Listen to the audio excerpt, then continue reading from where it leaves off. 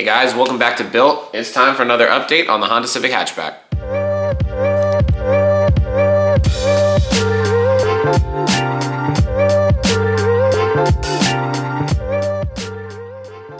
So this is my 1994 Honda Civic Hatchback, and if you haven't been following along, it's basically a ground-up rebuild. If you haven't seen the old videos, I definitely suggest going back and watching some of the older videos to get an idea of where the car started, how far it's come, a little bit of its history, and what some of the main goals of doing this project are. Now, admittedly, the project is not moving along as fast as I would like, but such is life with some of these car projects, especially when it's not my primary goal to get it finished.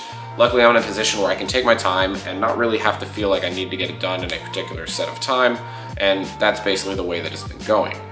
Now, if you've seen my most recent videos, then you know that we recently wrapped up the engine bay, and it's basically painted and ready to start accepting new parts.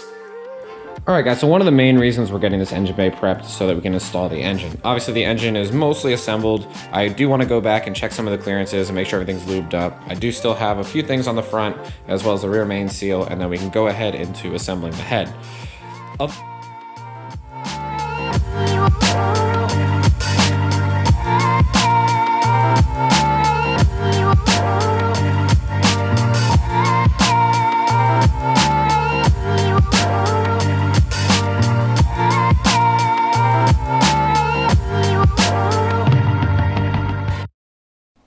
After removing the block girdle and the crank journals, you're able to see where the bearings live, and I really wanted to get in here to make sure everything was clean, everything was assembled properly, and to, of course, check the clearances on everything. So in order to do that, we'll have to remove the crank all the way, which will require us to remove the piston caps, and we should be able to pull the crank out.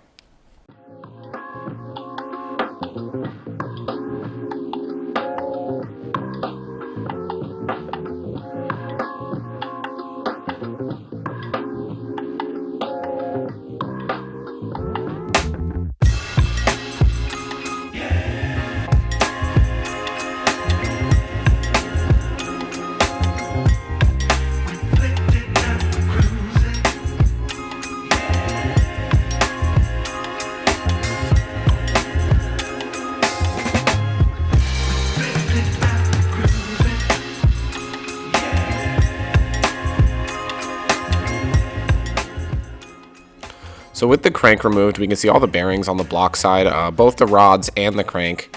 They're all very clean. I just wanted to inspect them to make sure everything looked good. We will have to reassemble the crankshaft so that we can actually go inspect the bearing clearances.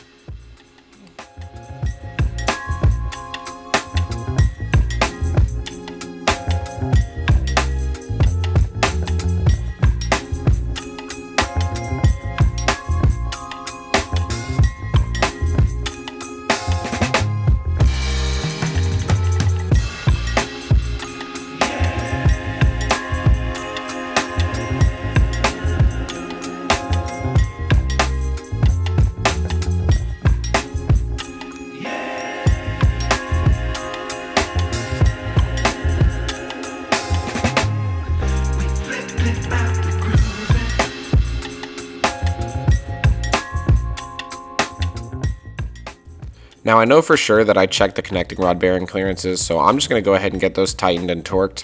What I'm really interested in is the crank journals and bearings. So what we'll do is we'll reinstall all the journals, the girdle, the bearings with just a little strip of Plasti-gauge and go through the regular tightening and torque sequence, and then go ahead and check the spread on that to see what our clearance is.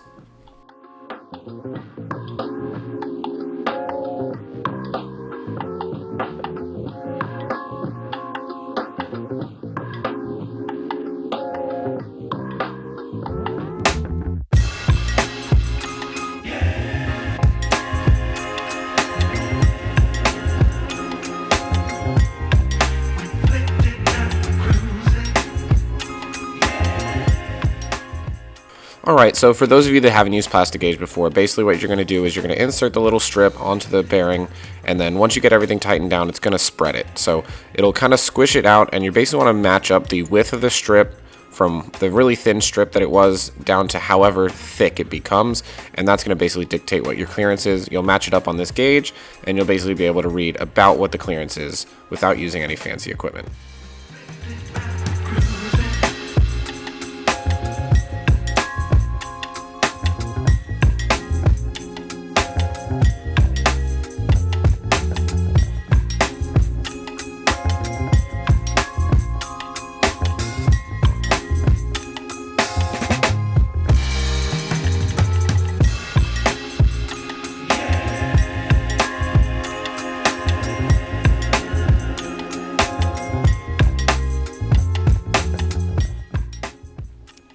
So now that the rotating assembly is all installed and torqued, it's time to go ahead and move on to the oil pump.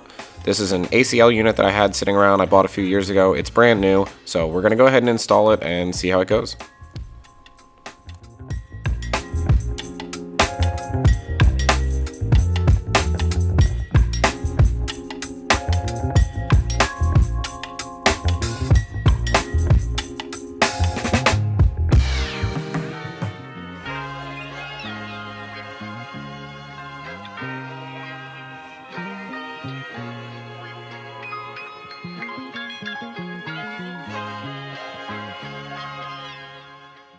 So after the oil pump, we're going to go ahead and move on to the rear main. Now the first thing I want to do here is clean the mating surface on the block so we can go ahead and get that seal installed.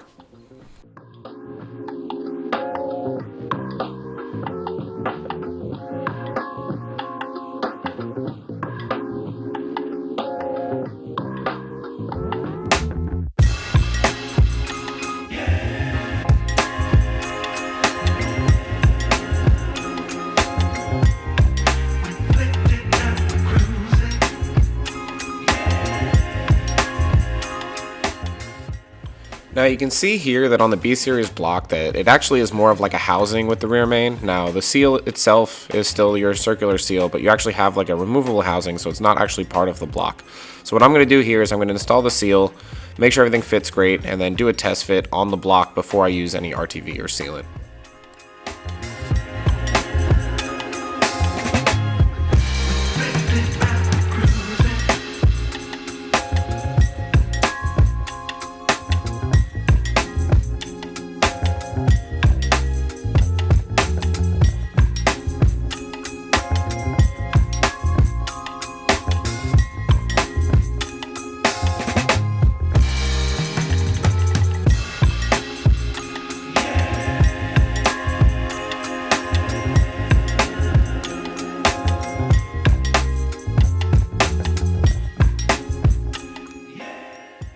After the rear main, we're going to move on to clean and install the oil windage tray, as well as the oil strainer pickup for the oil pump.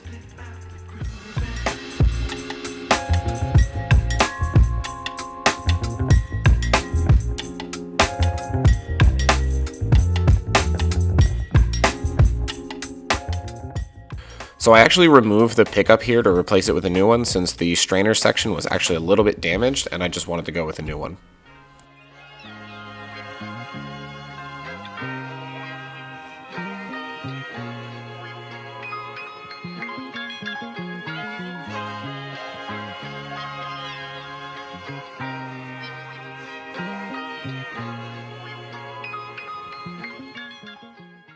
Okay, so here's where things start to take a little bit of a turn. If you notice that it doesn't seem like my oil pan's fitting quite right. I thought I had a brand new oil pan laying around, but since this is a GSR block, the girdle and pickup assembly hang a little deeper than a regular B16 would. So I actually had to remove all the RTV and redo the whole gasket and basically everything, since I actually had a B16 oil pan which does not fit on the B18C or GSR engine with the current pickup setup. So luckily I was able to drive down probably about an hour and a half each way to go pick one up at Summit Racing, so I could continue to do it the same day.